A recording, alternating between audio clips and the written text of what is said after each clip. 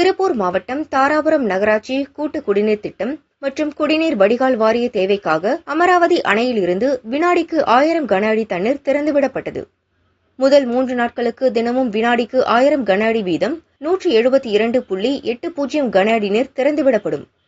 அடுத்த 3 நாட்களுக்கு தினமும் வினாடிக்கு 600 கன அடி வீதம் 155.52 மில்லியன் கன அடி என மொத்தம் 328.32 கன அடி தண்ணீர் திறந்துவிடப்படும்.